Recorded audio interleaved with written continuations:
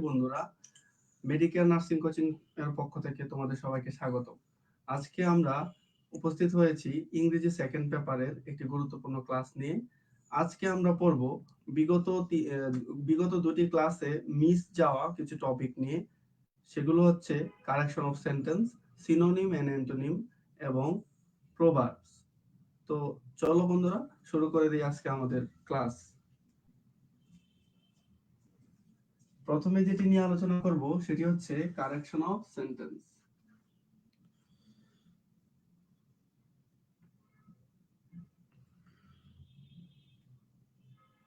Corrections, ঠিক আছে?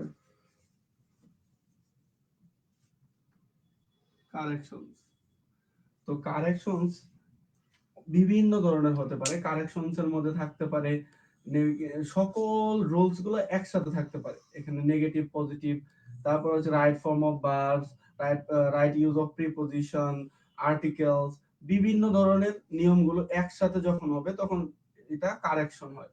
তো কারেকশনের কিছু কিছু সেন্টেন্স উদাহরণ এগুলো বেশি বেশি প্র্যাকটিস করলে হয়ে যায়। আর আমরা গ্রামারের নিয়মগুলো তো জানি মোটামুটি, তো ওগুলো দিয়ে মাথায় নিয়ে আগে চিন্তা করে দেখতে হবে। তো আসো আমরা কিছু উদাহরণ দেখি। যেমন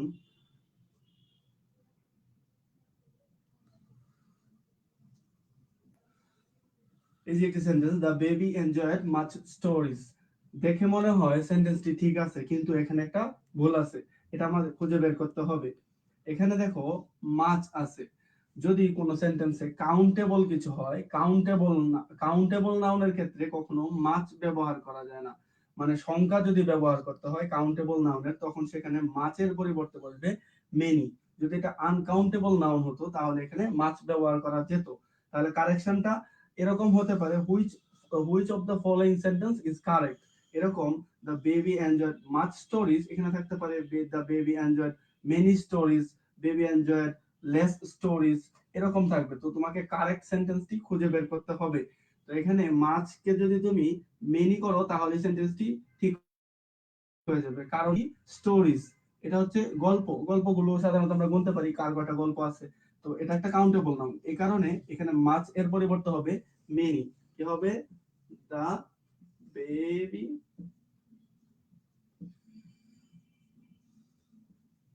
মেনি স্টোরিজ, ঠিক আছে? এখন যদি এখানে আনকাউন্টেবল নাউন হতো তাহলে সেটা মাছই থাকতো, তখন ওইটাই কারেক্ট হতো।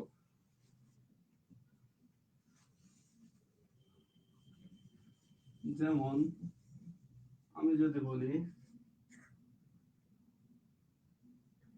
হি ওয়ান্টস মেনি মানি।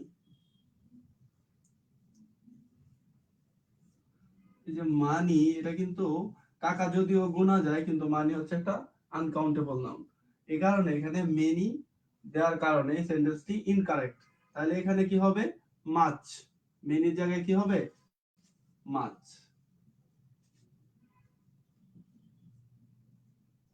যদি মাছ দেই তাহলে সেন্টেন্সটি কি হবে? কারেক্ট হবে। ঠিক আছে? তাহলে আমরা কি জানলাম?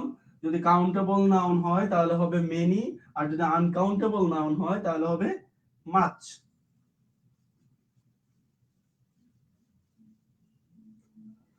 আরেকটি গুরুত্বপূর্ণ নিয়ম, সেটি হচ্ছে কোন ইনএনিমেট অবজেক্টস মানে জড় পদার্থের ক্ষেত্রে এর বোঝানোর জন্য, যেমন আমরা যদি বলি চেয়ারের পা, চেয়ারের পাটি ভেঙে গেছে। দা চেয়ারস leg has broken। চেয়ারের পাটি ভেঙে গেছে। চেয়ারস লেগ, আমি বলতে পারি যে করিমের ভাই, করিমস ব্রাদার, করিমের মা, করিমস মাদার। এরকম আমি চেয়ারের পা ভেঙে গেছে, তাহলে কি হবে? দা চেয়ারস লেগ হ্যাজ ব্রোকেন। চেয়ারের পা ভেঙে গেছে। কিন্তু এখানে এর অর্থে এটা চেয়ার তো একটা জড় পদার্থ। জড় পদার্থের ক্ষেত্রে এভাবে অ্যাপোস্ট্রফি এস দিয়ে এর বোঝানো যায় না, এই কারণে ব্যবহার করতে হয় অফ। কি ব্যবহার করতে হয়? অফ। তাহলে কি হবে? দ্য লেগ অফ চেয়ার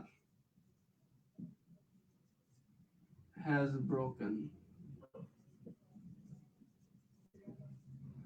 কি বললাম? যদি আনএনিমেট মানে জড় বস্তু হয়, জড় বস্তুর এর বোঝানোর জন্য কি ব্যবহার করা হয়? অফ। কিন্তু যদি জীবিত বা প্রাণীর ক্ষেত্রে ব্যবহার করতে হয় হচ্ছে অ্যাপোস্ট্রোফি এস। অ্যাপোস্ট্রোফি এস। ঠিক আছে? তাহলে জড় পদার্থের ক্ষেত্রে অ্যাপোস্ট্রোফি এস ব্যবহার করা যায় না, এটাই হচ্ছে একটা নিয়ম। আরেকটি গুরুত্বপূর্ণ নিয়ম, যেমন কামাল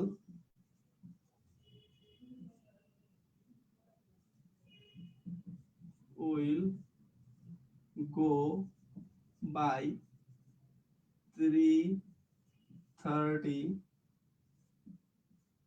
অফ ট্রেন। এখানে 30 আমরা জানি সময়ের পরে অক্লক ব্যবহার করা যায়, কিন্তু এই অক্লকটা তখনই ব্যবহার করা যায় যখন সময়টা একটা পূর্ণাঙ্গ ঘন্টা হয়, কোনো ভগ্নাংশ না থাকে। এখানে আছে হচ্ছে 3:30 এই 30 থাকার কারণে, কি হবে? এখানে অক্লক বসানো যায় না। তাহলে যদি এরকম হতো, কারেক্ট সেন্টেন্সটা হবে 3 o'clock। যখন শুধুমাত্র ঘন্টা মিনিটের জায়গাটা শূন্য থাকবে তখনই কেবল অক্লক ব্যবহার করা যাবে। পূর্ণাঙ্গ সময়ের ক্ষেত্রে অক্লক ব্যবহার করতে হয়, কিন্তু ভগ্নাংশ সময় থাকলে অক্লক ব্যবহার করা যায় না। ঠিক আছে?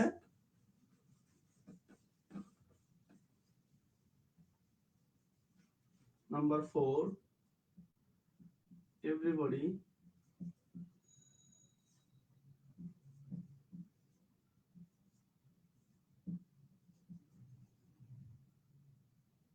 Thakur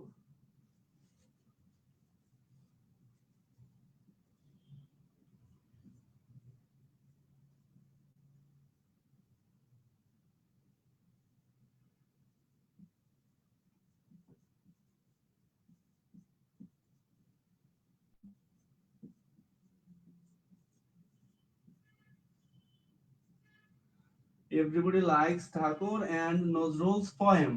এখন আমরা জানি নজরুল এবং রবীন্দ্রনাথ ঠাকুর দুজনেরই আলাদা আলাদা কবিতা আছে এবং সবাই আলাদা আলাদা ভাবে তাদের কবিতাগুলোকে পছন্দ করে।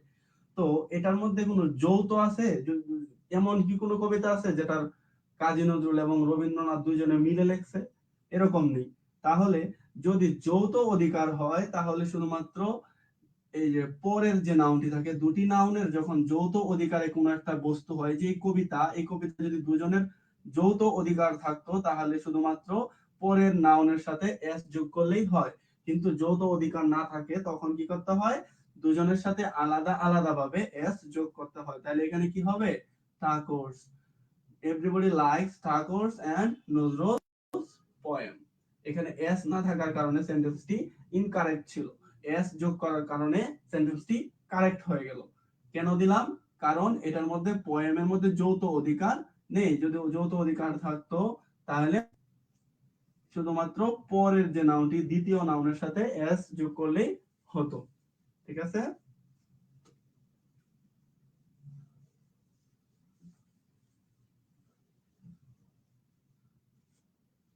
5,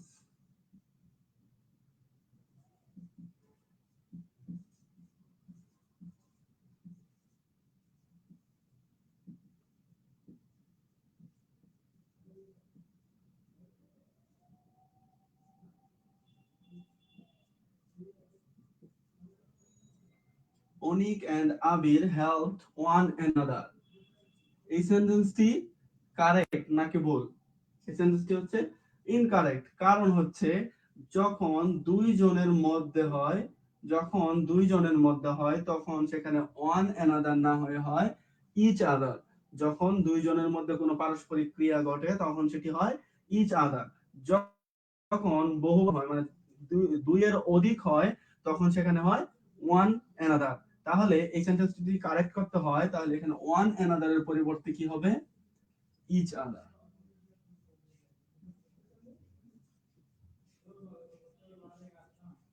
তো আমি যদি লিখি উই হেল্পড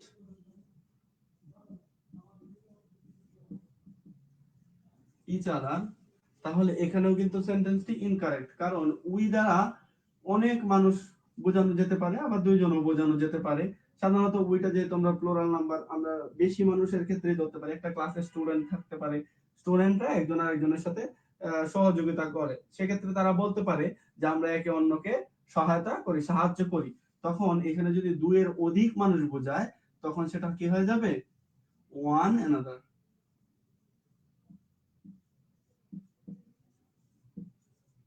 ক্লিয়ার? যদি দুইজন হয় তাহলে হবে ইচ আদার, যদি বেশি হয় তাহলে হবে one another.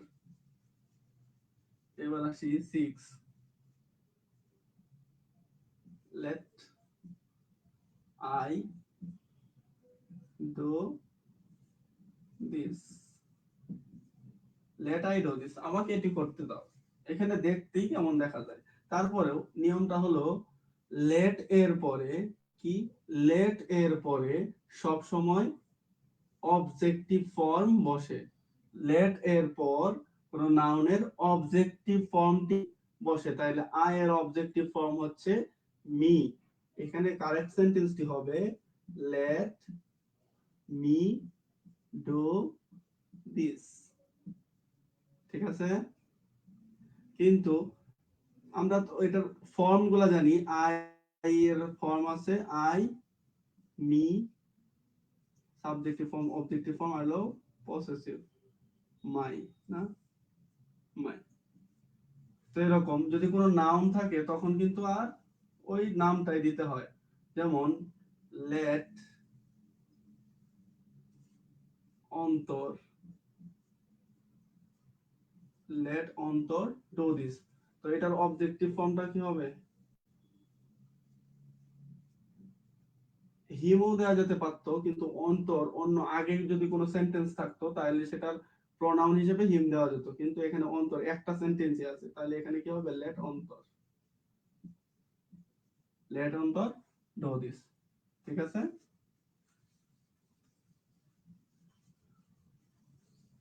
Number 7, he,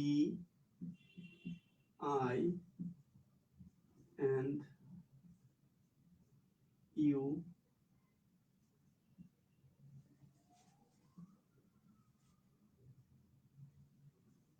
must work together।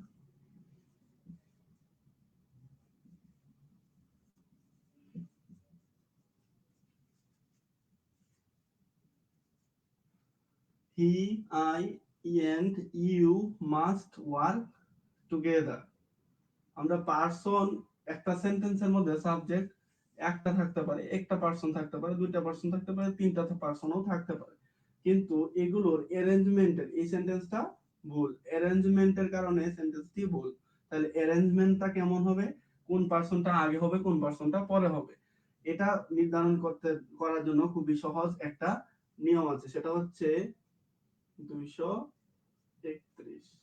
প্রথমে হবে সেকেন্ড পারসন, তারপরে থার্ড পারসন, তার শেষে ফার্স্ট পারসন। তাহলে এখানে সেকেন্ড পারসন কোনটা ইউ, তারপরে হবে থার্ড পারসন, তাহলে হি,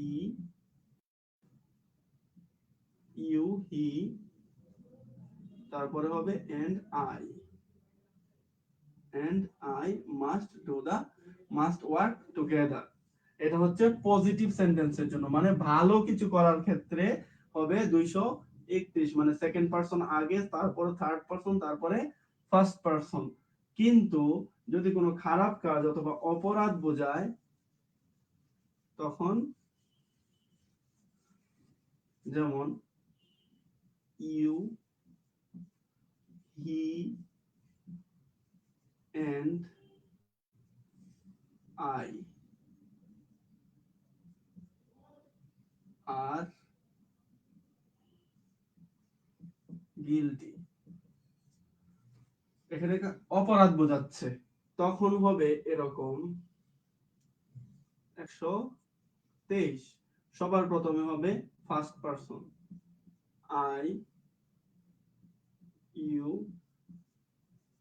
and he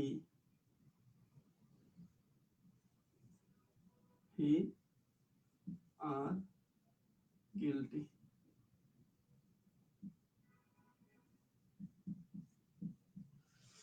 ওকে, কি বললাম? অপরাধ বোঝানোর ক্ষেত্রে 123 আর ভালো কাজের ক্ষেত্রে 231। ওকে,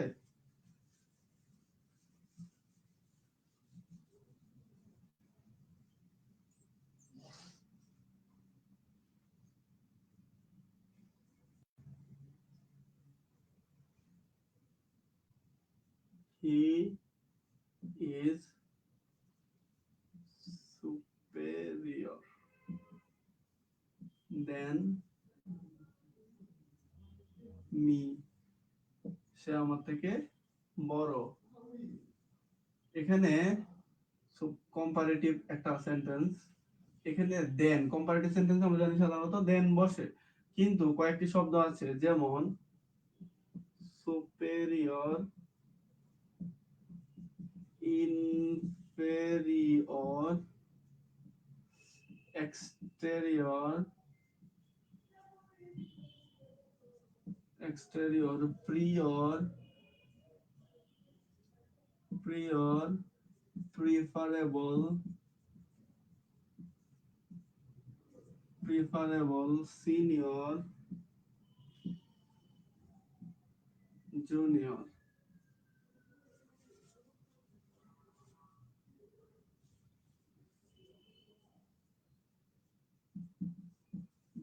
এই সেন্টেন্স গুলোর পরে দেন বসে না, এগুলোর পরিবর্তে বসে, দেন এর পরিবর্তে বসে টু, এবং এর আগে এখানে মোর যদি বলি he is more superior than me, সে আমার থেকে বড়, এগুলোর আগে এগুলো নিজেই কি, এগুলো নিজেই কম্পারেটিভ, এই ওয়ার্ড গুলো নিজে থেকেই কম্পারেটিভ, এই কারণে এর আগে কম্পারেটিভ করার জন্য মোর অথবা মোস্ট এই জাতীয় কোনো শব্দ বসে না, এবং তারপরে হচ্ছে টেন, দেন, এই দেন এর পরিবর্তে কি বসবে, টু বসবে। তাহলে এটার কারেক্ট ফর্মটা কি হবে, he is superior to me, এই মোরটাও বাদ যাবে, he is superior to me. যদি এই ধরনের সেন্টেন্স থাকে, সেন্টেন্সের মধ্যে এরকম এই কয়েকটা ওয়ার্ডের ভিতরে যে কোনো একটা থাকে, তাহলে তারপরে দেন বসবে না, কি বসবে, টু বসবে।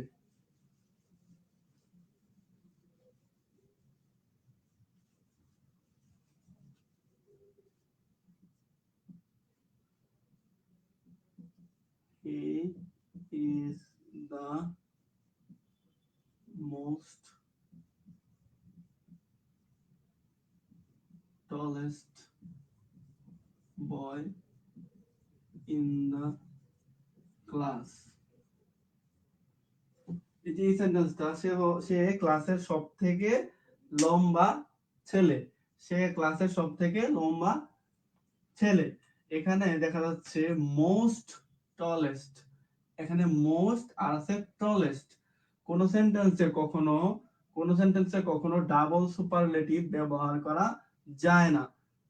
কি হবে তাহলে, এই মোস্টটাকে বাদ দিতে হবে, টলেস্ট নিজে থেকেই সুপারলেটিভ আছে, এই কারণে আমি আগের সেন্টেন্সে বলেছিলাম সুপেরিয়র নিজে থেকেই কম্পারেটিভ, এই কারণে তার আগে কম্পারেটিভের মোটা বসবে না।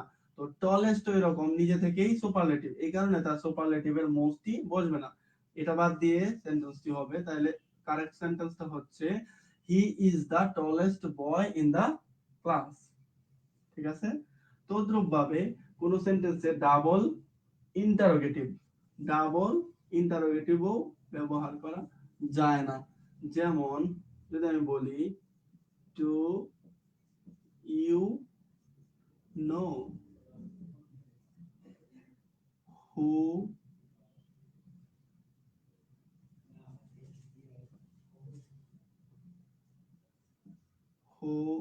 Is he, do you know who is he, যে এখানে একটা সেন্টেন্স ডু ইউ নো, এর একটা সেন্টেন্স, এইটা একটা প্রশ্নবোধক হয়ে গেল না, ডু সামনে থেকে আছে। আবার হু ইজ হি যদি দেই তাহলে ডাবল ইন্টারোগেটিভ হয়ে গেল, এইরকম লেখা যাবে না। তাহলে এটা কারেক্ট ফর্মটা কি হবে? হু হি ইজ। একই সেন্টেন্সে double comparative, double superlative, double comparative অথবা ডাবল ইন্টারোগেটিভ ব্যবহার করা যায় না।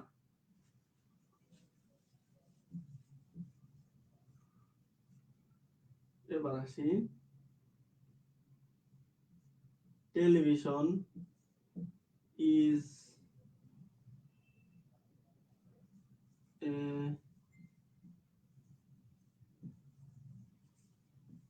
wonderful discovery of modern science. Modern science. Television is a wonderful discover of modern science. Discover of modern science. এখন এখানে ডিসকভার অর্থ কি? আবিষ্কার করা। আরেকটি শব্দ আছে ডিসকভার, সেটা হচ্ছে ইনভেন্ট, মানে আবিষ্কার করা। ইনভেনশন মানেও কি? আবিষ্কার করা। তাহলে এখন আমি ডিসকভার বসাবো নাকি ইনভেন্ট বসাবো, ইনভেনশন বসাবো, এটা নির্ভর করে আসলে কি জিনিসটা আবিষ্কার অথবা কোন বস্তুটা আবিষ্কার হইলো। যদি এরকম একটা জিনিস আবিষ্কার হয় যেটা আগে ছিল, পরে আবার এটাকে নতুন করে একটু মডিফাইড করা হয়েছে, এরকম যদি কিছু হয় তাহলে হবে ডিসকভার। এরকম জিনিস হয় যেটা আগে কখনোই ছিল না, নতুন যেটার আগমন ঘটলো, এরকম কিছু হলে তাহলে হবে কি? ইনভেনশন। যেহেতু টিভি, টিভি কি এর আগে কখনো ছিল? টিভি যখন তৈরি হয়েছে, এলইডি টিভি হইতে পারে, এলইডি টিভি হলে কি হবে? ডিসকভার, কারণ এর আগে ছিল টিভি, এখন হচ্ছে এলইডি টিভি। কিন্তু টিভি যদি আমি বলি, তখন টিভি কখনোই ছিল না, টিভি প্রথম যখন তৈরি হয়েছে তখন সেটা হবে কি? Invention.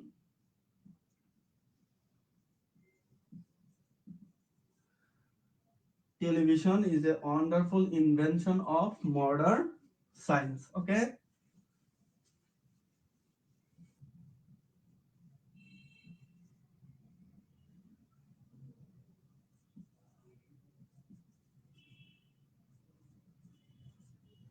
The ship was drowned yesterday. জাহাজটি গতকাল, জাহাজটি গতকাল ডুবে গিয়েছিল। জাহাজটি গতকাল ডুবে গিয়েছে। এখন এখানে ড্রোন মানে হচ্ছে ডুবে যাওয়া। ডুবে যাওয়ার আরেকটি শব্দ আছে সিঙ্ক।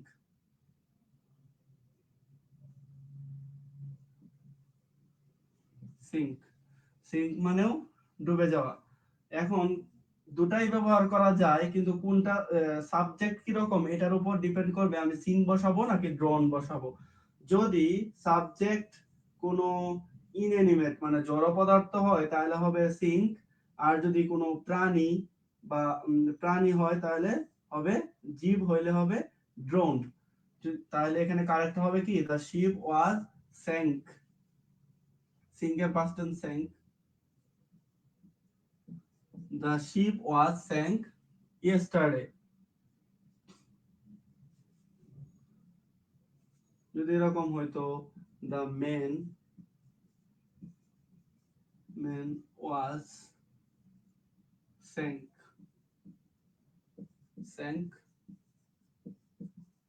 yesterday, তাহলেও কিন্তু ভুল। কারণ কি? the man হলো একটা জীব, প্রাণীবাচক শব্দ, তখন এটা প্রাণী, তখন এখানে ড্রোন হবে না, তখন হবে স্যাঙ্ক হবে না, তখন হবে কি? Drone.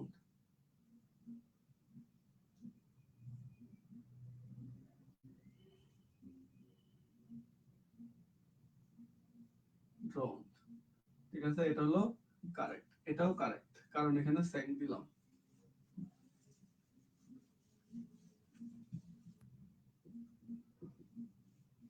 While walk in the garden, a snake bite him. এখানে যখন while থাকবে এই সেন্টেন্সটা ভুল, কারণ যখন while থাকবে তখন তারপরে যদি সরাসরি while এর পরপরই যদি ভার্ব থাকে, while এর পরপরই যদি ভার্ব থাকে তখন ভার্বের সাথে আইএনজি যোগ করতে হয়, তাহলে কি হবে while walking, এটার সাথে কি হবে আইএনজি যোগ করা লাগবে। while walking in the garden a snake bite him। আবার যদি while এর পরে যদি সাবজেক্ট থাকে he while he যদি এখানে থাকতো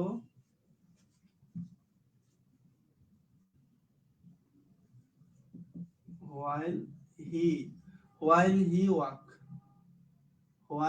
he walk in the garden a snake bite him, তখন while এর পরই কিন্তু ভার্ব নেই, while এর পরে কি আছে একটা সাবজেক্ট। যদি while এর পরে কোনো সাবজেক্ট থাকে তাহলে সেই সেন্টেন্সটি হয়ে যাবে পাস্ট কন্টিনিউয়াস। তখন কি হবে পাস্ট কন্টিনিউয়াস, তাহলে কি হবে while he was walking, while he was walking in the garden a snake bite him। তো কারেকশনের এ পর্যন্তই আজকে। কারেকশনের এই নিয়মগুলো হচ্ছে খুবই গুরুত্বপূর্ণ। এছাড়াও আমাদের সাজেস্ট বইয়ের মধ্যে আরো কিছু নিয়ম আছে, সবগুলো ওইগুলো তেমন বেশি ইম্পর্টেন্ট না হলেও সবারই দেখে রাখা উচিত। তো এখন আমরা যেটা পড়বো সেটা হচ্ছে প্রোভার্ব। প্রোভার্ব মানে হচ্ছে প্রবাদ বাক্য। এমন কিছু বাক্য থাকবে যেগুলো ট্রান্সলেশনটা হবে অন্যরকম, মানে যে শাব্দিক অর্থ ওই যে ফ্রেজ এন্ড ইডিয়মস যেরকম এক ধরনের অর্থ থাকতো কিন্তু আরেক ধরনের শব্দ থাকতো, এরকম এটা হচ্ছে এক ধরনের বাক্য থাকবে, অর্থ থাকবে। প্রবাদ বাক্য আমরা সচরাচর যে প্রবাদ বাক্যগুলো শুনে থাকি এবং বলে থাকি, তো আমরা কয়েকটা পড়লেই বুঝতে পারবো। তো শুরুতেই আমি একটা প্রবাদ বাক্য বলি, সেটা হচ্ছে অতি লোভে তাঁতি নষ্ট। অতি লোভে তাঁতি নষ্ট খুবই একটা জনপ্রিয় এবং প্রচলিত প্রবাদ বাক্য, সেটা হচ্ছে অতি লোভে তাঁতি নষ্ট। তাহলে এটা ইংরেজি কি হবে? গ্রাস অল লস অল, গ্রাস অল লস অল, অতি লোভে তাঁতি নষ্ট। তো এটার সাথে শাব্দিক অর্থের সাথে কোনো অর্থের মিল নেই, এটা একটা প্রবাদ বাক্য, এটা মুখস্থই করতে হবে, ঠিক আছে? প্রবাদ বাক্য আমরা এর আগেও পড়েছি। তো এগুলো আমি এখন যেগুলো বলবো সেগুলো খুবই গুরুত্বপূর্ণ ভর্তি পরীক্ষার জন্য, যে কোনো ধরনের ভর্তি পরীক্ষার জন্য এগুলো এর আগে বিগত সালে বেশ কয়েকবার এসেছে। তো এখন দ্বিতীয় আরেকটা বলি, সেটা হচ্ছে অতি সন্ন্যাসীতে গাজন নষ্ট। এটাও আমরা খুবই পরিচিত সবার। অতি সন্ন্যাসীতে গাজন নষ্ট কি হবে? Too many cooks spoil the broth. Too many cooks spoil the broth। অধিক সন্ন্যাসীতে গাজন নষ্ট কি হলো? অধিক সন্ন্যাসীতে গাজন নষ্ট, টু মেনি কুকস স্পয়েল দা ব্রথ। আরেকটা প্রবাদ বাক্য হচ্ছে অতি ভক্তি চোরের লক্ষণ। অতি ভক্তি চোরের লক্ষণ, too much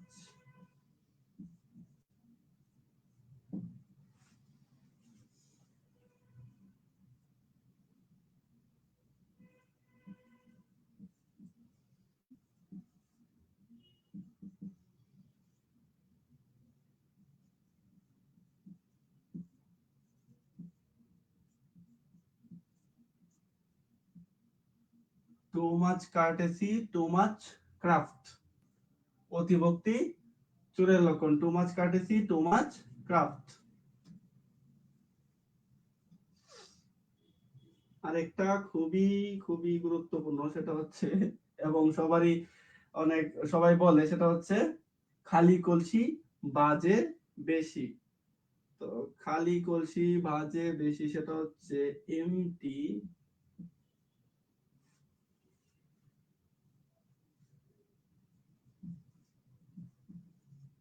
vessels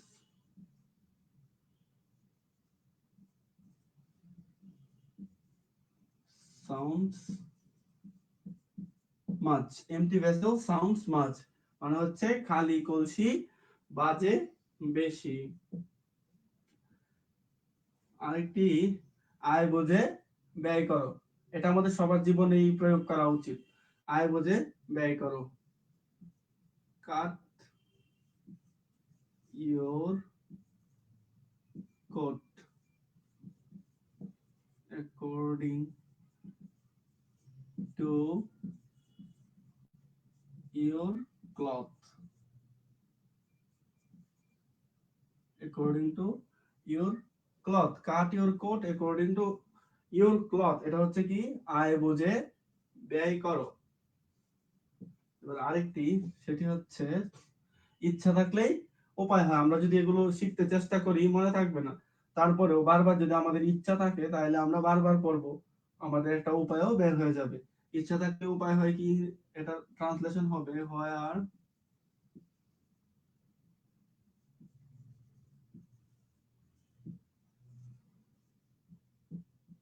will there is a way, where there is a will there is a way, এটা কি ইচ্ছা থাকলেই উপায় হয়। আরেকটা শব্দ, যেমন আমি তোমাদেরকে পড়াচ্ছি, যদি তোমরা এটা শুনতে না চাও, মনোযোগ দিয়ে না পড়ো, তাহলে এটা আমার কি হয়ে যাবে, উলুবনে মুক্ত চড়ানো। উলুবনের মধ্যে মুক্ত ছড়ায় দিলে যেরকম কোনো লাভ হয় না, সেরকম আমি যদি তোমাদেরকে লেকচার দিচ্ছি কিন্তু তোমরা যদি এটা না পড়ো অথবা ভালোভাবে অনুসরণ না করো, সেটা হয়ে যাবে কি উলুবনে মুক্ত চড়ানো। তো উলুবনে মুক্ত চড়ানোর প্রবাদ বাক্যটির ইংলিশ হচ্ছে two caste carols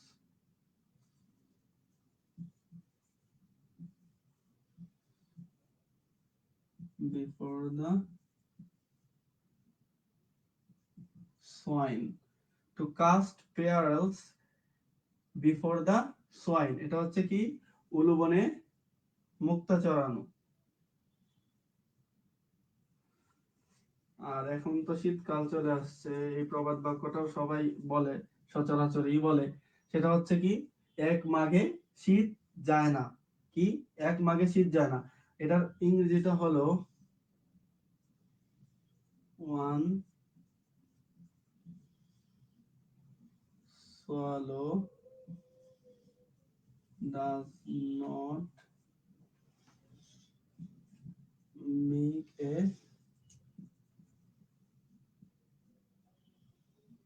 one swallow does not make a summer, এটা কি এক মাঘে শীত যায় না।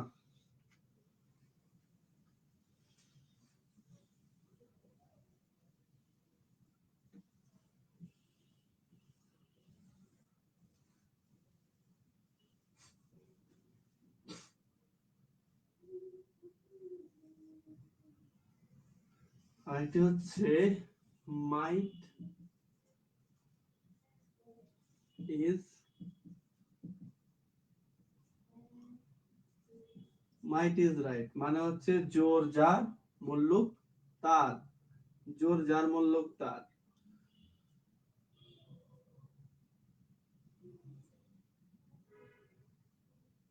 দশের লাঠি একের বোঝা, দশের লাঠি একের শব্দ, এটার ইংরেজি হচ্ছে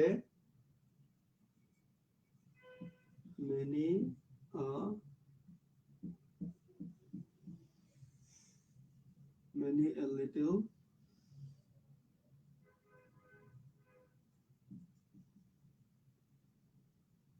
makes a mickle,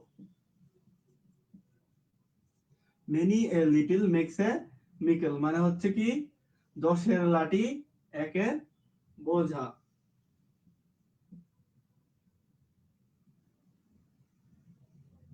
পাপের ধন প্রায়শ্চিত্তে যায়, পাপের ধন প্রায়শ্চিত্তে যায়, এটা একটা প্রবাদ বাক্য, এটার ইংরেজি হচ্ছে ill got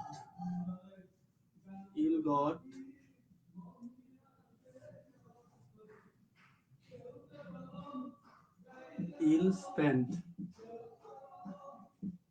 ill got ill spent মানে হচ্ছে পাপের ধন প্রায়শ্চিত্তে যায়। সর্বশেষ যেটি পড়বো সেটি হচ্ছে, আমরা যেটার জন্য মানে ধৈর্য সহকারে পড়াশোনা করতেছি, এটার একটা নিশ্চিত একটা ফল আমরা পাবো, সেটা হচ্ছে সবুরে মেওয়া ফলে। কি ফলে? সবুজে মেওয়া ফলে। মেওয়া যদি অনেকে এখনো দেখতে পাইনি আমি কখনো মেওয়া, সাধারণ আঞ্চলিক ভাষায় বিভিন্ন এলাকায় বিভিন্ন ফলকে মেওয়া বলে। তো আসলে সবুরের মেওয়াটা কি ওটা দেখতে হলে আমাদেরকে সবুর করতে হবে, ধৈর্য ধরতে হবে। এটা ইংলিশটা কি? Patience. Patience has its rewards. Patience has its reward মানে হচ্ছে সবুরে মেওয়া ফলে। তো আজকে এ পর্যন্তই প্রভাব। এখন আমরা যেটি আলোচনা করব সেটি হচ্ছে সিনোনিম এবং এন্টোনিম।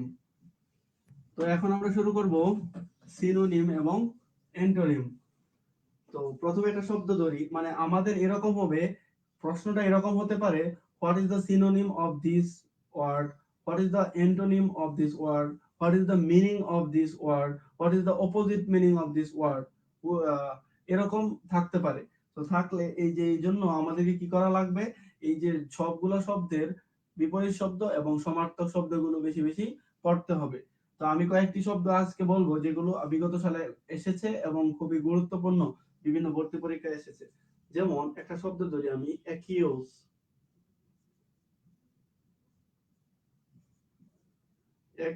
অ্যাকিউজ মানে কি? অভিযোগ করা, কারো বিরুদ্ধে অভিযোগ করা, অ্যাকিউজ অভিযোগ করা। তাহলে অভিযোগ করা আর কি কি ইংরেজি হতে পারে? যদি আমি সিনোনিম ধরি আর এন্টোনিম, সিনোনিম আর এন্টোনিম, তাহলে অ্যাকিউজ মানে হচ্ছে কাউকে দোষারোপ করা, কাউকে অভিযোগ করা, কারো দোষ দেওয়া, কারো বিরুদ্ধে অভিযোগ স্থাপন করা। এটা সমার্থক শব্দ কি হতে পারে? ব্লেম। আমরা জানি ব্লেম মানে অভিযুক্ত করা। আবার এটা সমার্থক শব্দ হতে পারে চার্জ। চার্জ। তাহলে এটার বিপরীত শব্দ কি হতে পারে? বিপরীত শব্দ হতে পারে প্রশংসা করা, তার করা, তাকে সমর্থন করা। কারো বিরুদ্ধে অভিযোগ করা হতে পারে, অভিযোগ করার বিপরীত শব্দ কি হতে পারে? তার প্রশংসা করা, অ্যাক্লেম। ক্লেম, ক্লেমের বিপরীত শব্দ ক্লেম অথবা অ্যাপ্রেজ।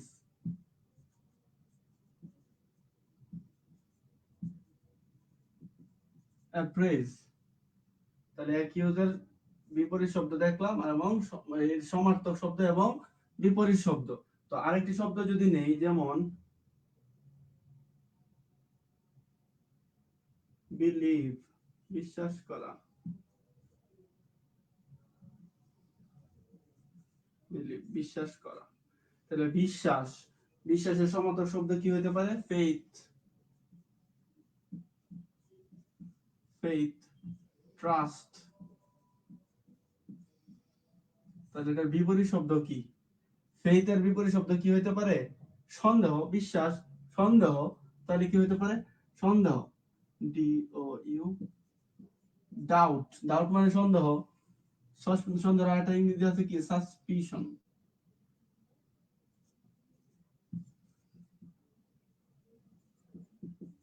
সাসপিশন হতে পারে। আরেকটি শব্দ যদি দেখি, বিগিন। বিগিন মানে আরম্ভ করা। তাহলে কি হবে? স্টার্ট। স্টার্ট।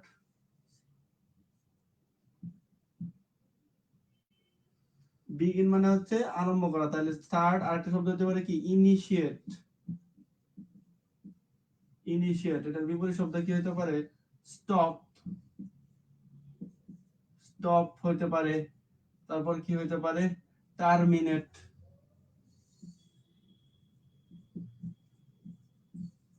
টার্মিনেট অথবা এন্ড, সমাপ্ত। আরেকটি শব্দ যদি ধরি, ক্লেম। কাম, কাম। কাম মানে কি? শান্ত। তাহলে আরেকটা শব্দ হতে পারে সমার্থক, কোয়াইট। কোয়াইট হতে পারে। তো এটার বিপরীত শব্দ কি হতে পারে? নীরব। এটা হচ্ছে ঝড়, অনেক প্রচন্ড। তাহলে কি হতে পারে? স্টর্ম। শান্ত, ঝোড়ো, স্টর্ম। স্টর্ম মানে কি? ঝড়। টেম্পেস্ট, টেম্পেস্ট মানেও ঝড়, এরকম কিছু একটা।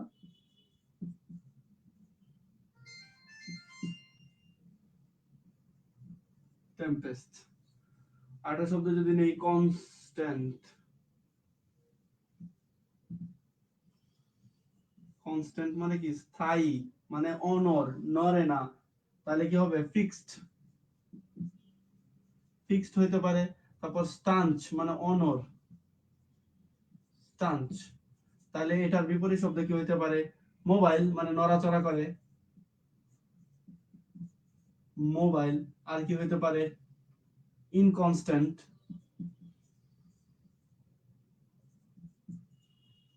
ইনকনস্ট্যান্ট। তার একটা শব্দ যদি নেই, ফ্যাট মানে হলো মোটা, তাহলে এটার আর একটা সমার্থক শব্দ কি হইতে পারে? অবেস, অবেস। আবার কি হইতে পারে? Bulky, bulky. তাহলে এটার বিপরীত শব্দ ফ্যাট মানে মোটা, তাহলে এটার বিপরীত শব্দ হবে কি? চিকন, পাতলা, স্লিম, স্লিম অথবা লিন। ঠিক আছে। আরেকটা শব্দ যদি নেই, ফাউন্ডার, ফাউন্ডার মানে কি? প্রতিষ্ঠাতা, তাহলে কি হবে? বিগিনার, বিগিনার অথবা কি হলো? Pioneer, pioneer. তাহলে এটার বিপরীত শব্দ কি হবে? যে ফাউন্ডার, ফাউন্ডার মানে প্রতিষ্ঠাতা, তাহলে হচ্ছে বিনাশকারী, তাহলে কি হবে? Destroyer, destroyer. ঠিক আছে। আরেকটা শব্দ যদি লিখি, ফেয়ার, ফেয়ার মানে কি? ভয়, তাই এটার একটা শব্দ হতে পারে হরর, হরর অথবা ওরি, ওরি। তাহলে এটার বিপরীত শব্দ কি হবে? সাহস, কারেজ, কারেজ অথবা ব্রেভ অথবা রিল্যাক্স। আরেকটা শব্দ যদি নেই, এটা মানে এখন বর্তমানে সব থেকে মোস্ট ইউজড শব্দ, সেটা হচ্ছে এনিমি, এনিমি। কারণ সবাই গেম খেলে, পাবজি, ফ্রি ফায়ার সবগুলাতে এনিমি আছে না?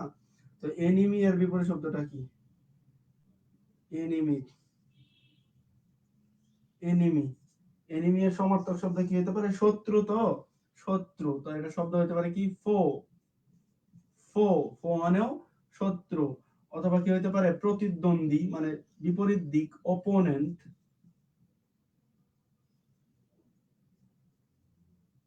Opponent, opponent, opponent. আর এটার বিপরীত শব্দ কি হতে পারে? এনিমি এর বিপরীত শব্দ কি হবে? বন্ধু, ফ্রেন্ড, ফ্রেন্ড অথবা বাড়ি, দোস্ত। এরকম সবগুলো আমাদেরকে ভালোভাবে, এভাবে আরো অনেক শব্দ আছে যেগুলো এভাবে ধরে ধরে এভাবে সিনোনিম এবং এন্টোনিম একসাথে যদি পড়ি, যেমন আমি যদি বলি accuse, synonym blame, charge, antonym acclaim, appraise, এভাবে যদি পড়তে থাকি, তাহলে আমার মনে হয় যে এগুলো মুখস্থ রাখা সহজ হবে। আর যদি আমি একবার পড়ি এন্টোনিম, একবার পড়ি সিনোনিম, তাহলে এগুলো মাথার ভিতরে যায় একটা পেস্ট লাগিয়ে যাবে, জগা খিচুড়ি অবস্থা। তো ভালোভাবে এভাবে, এভাবে সবার আগে একটা চার্ট তৈরি করে ইম্পর্টেন্ট শব্দগুলো এভাবে যেভাবে আমি লিখে দিলাম, এভাবে একটা চার্ট তৈরি করে তোমরা বাসায় বেশি বেশি করে প্র্যাকটিস করবে এবং আমাদের যে বইটা আছে সেটা ভালোভাবে ফলো করবে। আশা করি তোমরা ভালো একটা কিছু রেজাল্ট করতে পারবে। তো আজকের ক্লাস এই পর্যন্তই। আমাদের যে ক্লাসগুলো বাকি ছিল সেগুলো আজকে পূর্ণ করে দিলাম। আগামী লেকচার নিয়ে আবার পরবর্তী ক্লাসে দেখা হবে। সে পর্যন্ত সুস্থ থাকো, ভালো থাকো। আল্লাহ হাফেজ।